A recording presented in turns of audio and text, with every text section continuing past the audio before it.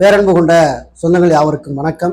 இன்னைக்கு என்ன இந்த வீடியோவில் முக்கியமான அவேர்னஸ் பற்றி நம்ம பார்க்க போகிறோம் அப்படின்னு பார்த்தீங்கன்னா, தமிழக முதலமைச்சர் திரு ஜோசப் விஜய் அவர்கள் தற்போது சட்டமன்ற கூட்டத்தொடரில் சட்டமன்ற பேரவை விதி எண் 110 கீழே பற்பல அறிவிப்புகளை வெளியிட்டோன்னும் இருக்கிறாங்க. அதில் முக்கியமான ஒரு திட்டத்தை அறிமுகப்படுத்தி வெளியிட்டிருக்காங்க. அது பெண்களுக்கான ஒரு சிறப்பு திட்டம் ஒன்று. இன்னொன்று பார்த்தீங்கன்னா, அதுவும் பெண்களுக்கான சிறப்பு திட்டமாக தான் நம்ம எடுத்துக்கலாம். அதாவது இலவச எரிவாயு திட்டம் இல்லையா?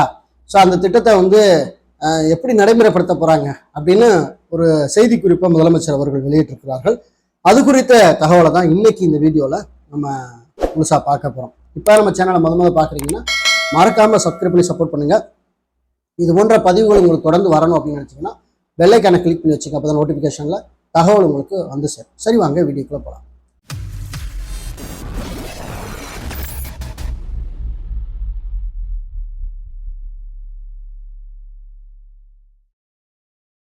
வீடியோக்குள்ள போறதுக்கு முன்னாடி வருகிற 27/8/2026 அன்னைக்கு நீங்களும் நானும் என்ற நிகழ்வு, அதாவது நன்கொடை நிகழ்வு ஒன்று நம்ம நடத்துகிறோம்.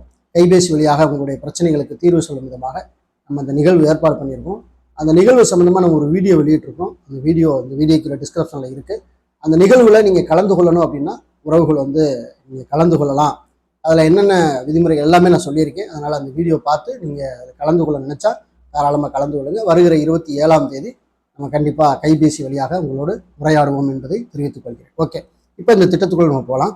வெற்றி தமிழக தொலைநோக்கு திட்டத்தில் இடம்பெற்றுள்ள ஒவ்வொரு குடும்பத்திற்கும் விலையில்லா எரிவாயு சிலிண்டர் வழங்குவது தொடர்பாக தமிழ்நாடு சட்டமன்ற பேரவை விதி எண் 110 கீழ் மாண்புமிகு தமிழ்நாடு முதலமைச்சர் திரு ஜோசப் விஜய் அவர்கள் அறிவிப்பை வெளியிட்டிருக்கிறார்கள்.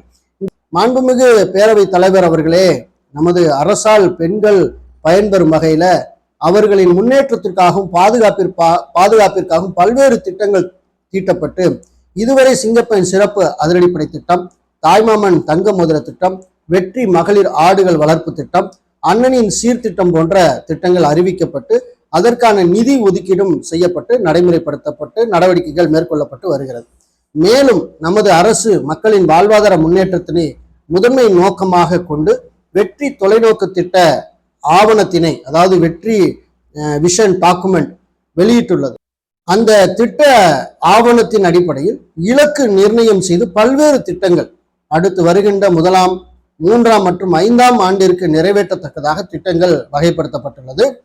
சிறப்பினமாக பெண்கள் பயன்பெறும் வகையில பல்வேறு திட்டங்களுக்கு செயல் வடிவம் கொடுத்து இந்த அரசு நிறைவேற்றும். கடந்த 4 மாதங்களாக வளைகுடா பகுதியில் நிலவி வரும் போர் சூழல் காரணமாக எரிவாயு சிலிண்டர் கிடைப்பதில் தட்டுப்பாடு நிலவி வருகின்றது.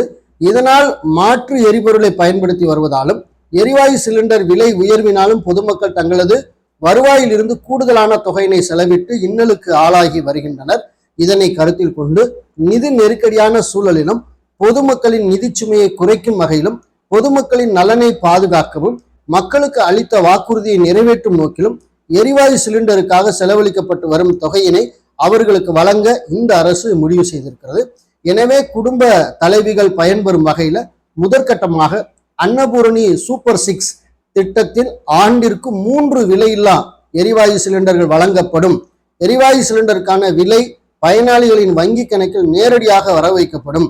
இந்த திட்ட பயனாளிகளின் எரிவாயு சிலிண்டர் பதிவு செய்து சிலிண்டர் பெற்றவுடன் எண்ணெய் நிறுவனங்களிடமிருந்து பட்டியல் பெற்று சிலிண்டருக்கான விலை பயனாளிகளின் வங்கி கணக்கில் வர வைக்கப்படும்.